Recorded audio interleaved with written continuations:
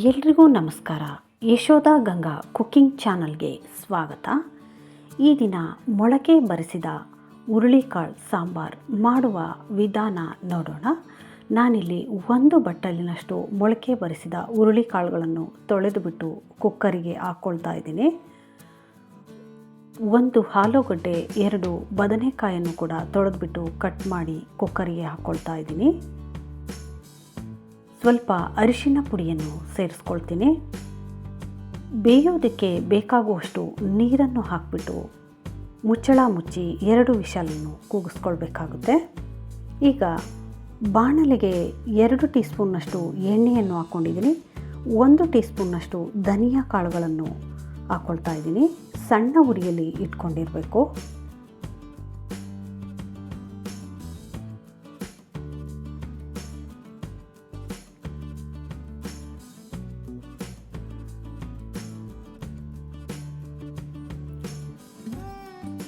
ಒಂದು ಈರುಳ್ಳಿಯನ್ನು ಕಟ್ ಮಾಡಿ ಸೇರಿಸ್ಕೊಂಡಿದ್ದೀನಿ.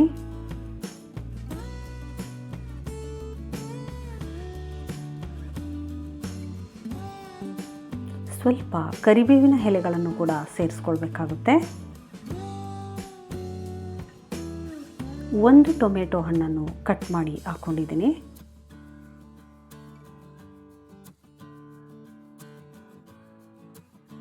ಸ್ವಲ್ಪ ಹಸಿ ಶುಂಠಿಯನ್ನು ಕಟ್ ಮಾಡಿ ಹಾಕ್ಕೊಂಡಿದ್ದೀನಿ. 1 ಗಡ್ಡೆಯಷ್ಟು ಬೆಳ್ಳುಳ್ಳಿ ಹೆಸರುಗಳನ್ನು ಕೂಡ ಇದಕ್ಕೆ ಹಾಕ್ಕೊಂಡಿದ್ದೀನಿ. ಸ್ವಲ್ಪ ಹುಣಸೆ ಹಣ್ಣನ್ನು ಕೂಡ ಹಾಕ್ಕೊಂಡಿದ್ದೀನಿ. ಇದನ್ನು ಮಧ್ಯಮ ಉರಿಯಲ್ಲಿ ಬಾಡಿಸ್ಕೊಳ್ಬೇಕಾಗುತ್ತೆ. ಈಗ ಅರ್ಧ ಟೀ ಸ್ಪೂನ್ನಷ್ಟು ಗಸಗಸೆ ಕಾಳುಗಳನ್ನು ಫ್ರೈ ಮಾಡ್ಕೊಳ್ಬೇಕು. ಹಾಗೆ 5 ರಿಂದ 6 ಒಣ ಮೆಣಸಿನಕಾಯಿನ 2 ಗಂಟೆಗಳ ಕಾಲ ಬಿಸಿ ನೀರಿನಲ್ಲಿ ನೆನೆಸಿ ಇಟ್ಟಿದ್ದೆ. ಅದನ್ನು ಕೂಡ ಮಿಕ್ಸಿ ಜಾರಿಗೆ ಹಾಕ್ಕೊಳ್ತಾ ಇದ್ದೀನಿ. 1 ಬಟ್ಟಲಿನಷ್ಟು ಹಸಿ ಕಾಯಿ ತುರಿಯನ್ನು ಕೂಡ ಮಿಕ್ಸಿ ಜಾರಿಗೆ ಹಾಕ್ಕೊಂಡಿದ್ದೀನಿ. ಸ್ವಲ್ಪ ಕೊತ್ತಂಬರಿ ಸೊಪ್ಪನ್ನು ಕೂಡ ಹಾಕ್ಕೊಂಡಿದ್ದೀನಿ. 1 ಟೀ ಸ್ಪೂನ್ ಪುಟಾಣಿಯನ್ನು ಕೂಡ ಹಾಕ್ಕೊಂಡಿದ್ದೀನಿ. ಅರ್ಧ ಟೀ ಸ್ಪೂನ್ನಷ್ಟು ಹುರಿದಿರೋ ಗಸಗಸೆಯನ್ನು ಕೂಡ ಇದಕ್ಕೆ ಸೇರಿಸ್ಕೊಂಡಿದ್ದೀನಿ. ಸ್ವಲ್ಪ ಚಕ್ಕೆ, 2 ಲವಂಗವನ್ನು ಕೂಡ ಇದಕ್ಕೆ ಹಾಕ್ಕೊಳ್ತಾ ಇದ್ದೀನಿ.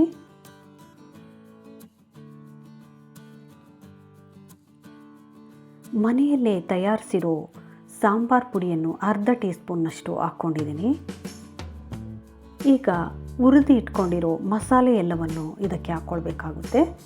ಈರುಳ್ಳಿ, ಬೆಳ್ಳುಳ್ಳಿ, ಧನಿಯಾ ಕಾಳು, ಟೊಮೆಟೊ ಎಲ್ಲವನ್ನು ಫ್ರೈ ಮಾಡಿ ಇಟ್ಕೊಂಡಿದ್ವಲ್ಲ ಅದನ್ನು ಇದಕ್ಕೆ ಹಾಕ್ಬಿಟ್ಟು ನುಣ್ಣಗೆ ರುಬ್ಕೊಳ್ಬೇಕಾಗುತ್ತೆ.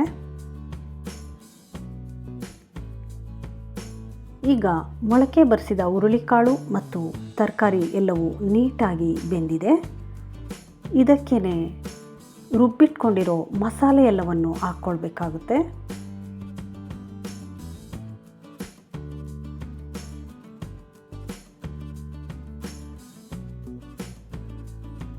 ಮಸಾಲೆ ಎಲ್ಲವನ್ನು ಹಾಕಿ ಚೆನ್ನಾಗಿ ಮಿಕ್ಸ್ ಮಾಡಿಕೊಳ್ಬೇಕು.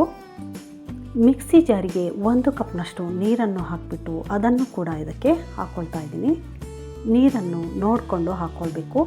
ಅನ್ನದೊಂದಿಗೆ ಮುದ್ದೆಯೊಂದಿಗೆ ಚೆನ್ನಾಗಿ ಹೊಂದ್ಕೊಳ್ಳೋ ರೀತಿಯಲ್ಲಿ ಇರಬೇಕಾಗುತ್ತೆ. ನೀರು ಅಷ್ಟನ್ನು ಹಾಕ್ಕೊಳ್ಬೇಕಾಗುತ್ತೆ. ರುಚಿಗೆ ಬೇಕಾದಷ್ಟು ಉಪ್ಪನ್ನು ಕೂಡ ಸೇರಿಸ್ಕೊಂಡಿದ್ದೀನಿ. ಈಗ ಈ ಸಾಂಬಾರಿಗೆ ಒಂದು ಒಗ್ಗರಣೆಯನ್ನು ಕೊಡಬೇಕಾಗುತ್ತೆ. 3 ಟೀ ಸ್ಪೂನ್ನಷ್ಟು ಎಣ್ಣೆಯನ್ನು ಹಾಕ್ಕೊಂಡಿದ್ದೀನಿ. ಎಣ್ಣೆ ಬಿಸಿಯಾದ ನಂತರ ಸ್ವಲ್ಪ ಸಾಸಿವೆ, 1 ಗಡ್ಡೆಯಷ್ಟು ಬೆಳ್ಳುಳ್ಳಿಯನ್ನು ಜಜ್ಜಿಬಿಟ್ಟು ಹಾಕ್ಕೊಂಡಿದ್ದೀನಿ. 2 ಒಣ ಮೆಣಸಿನಕಾಯಿನ ಮುರಿದ್ಬಿಟ್ಟು ಹಾಕ್ಕೊಂಡಿದ್ದೀನಿ. 1 ಈರುಳ್ಳಿಯನ್ನು ಕಟ್ ಮಾಡಿ ಹಾಕ್ಕೊಂಡಿದ್ದೀನಿ. ಸ್ವಲ್ಪ ಕರಿಬೇವಿನ ಎಲೆಗಳು,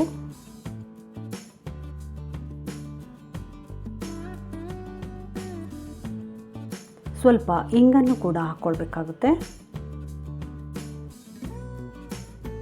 ಎಲ್ಲವನ್ನು ಚೆನ್ನಾಗಿ ಮಿಕ್ಸ್ ಮಾಡಿಕೊಂಡು ಫ್ರೈ ಮಾಡಿಕೊಳ್ಬೇಕು.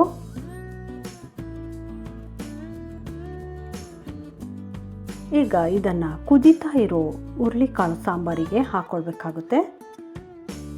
ಎಲ್ಲವನ್ನು ಸೇರಿಸಿ ಚೆನ್ನಾಗಿ ಮಿಕ್ಸ್ ಮಾಡಿ 1 ಕುದಿಸ್ಕೊಂಡ್ರೆ ಮೊಳಕೆ ಬರಿಸಿದ ಹುರುಳಿಕಾಳು ಸಾಂಬಾರು ತಯಾರಾಗುತ್ತೆ.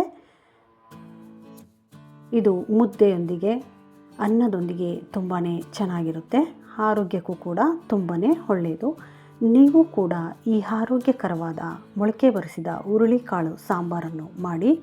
ಮತ್ತೊಂದು ವಿಡಿಯೋದಲ್ಲಿ ಸಿಗೋಣ. ಧನ್ಯವಾದಗಳು.